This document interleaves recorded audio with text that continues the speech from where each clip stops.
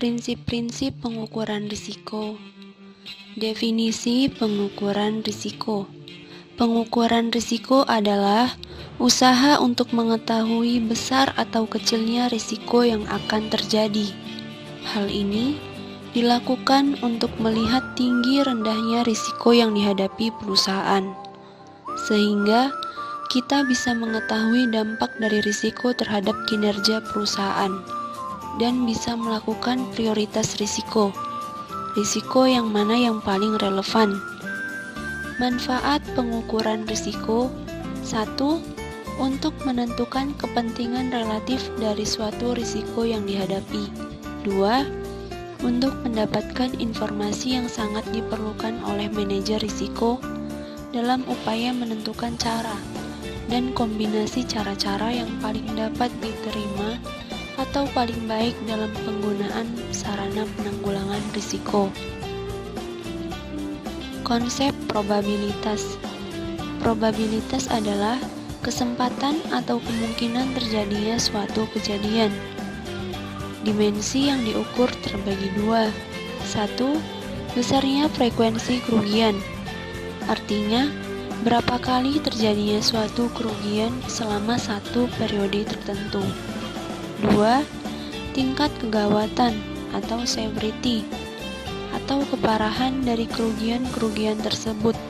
Artinya, untuk mengetahui sampai seberapa besar pengaruh dari suatu kerugian terhadap perusahaan, terutama kondisi finansialnya. Beberapa hal yang perlu diperhatikan berkaitan dengan dimensi pengukuran. 1. Orang umumnya memandang bahwa dimensi kegawatan dari suatu kerugian potensial lebih penting daripada frekuensinya. 2. Dalam menentukan suatu kerugian potensial, seorang manajer risiko harus secara cermat memperhitungkan semua tipe kerugian yang dapat terjadi, terutama dalam kaitannya dengan pengaruhnya terhadap situasi finansial perusahaan. 3. Dalam pengukuran manajer risiko juga harus memperhatikan orang, harta kekayaan, atau exposure yang lain yang tidak terkena peril. 4.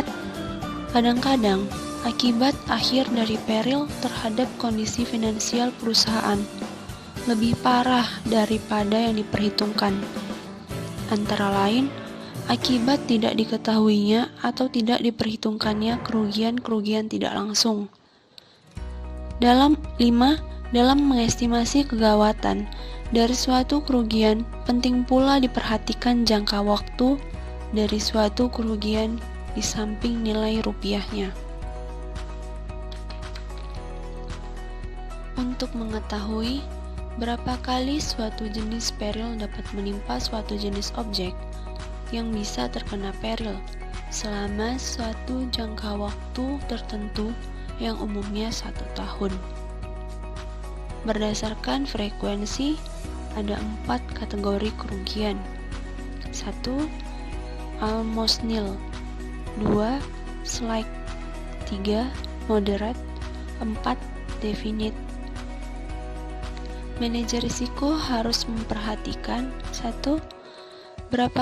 Berapa jenis kerugian yang menimpa suatu objek. 2. Berapa jenis objek yang dapat terkena suatu jenis kerugian.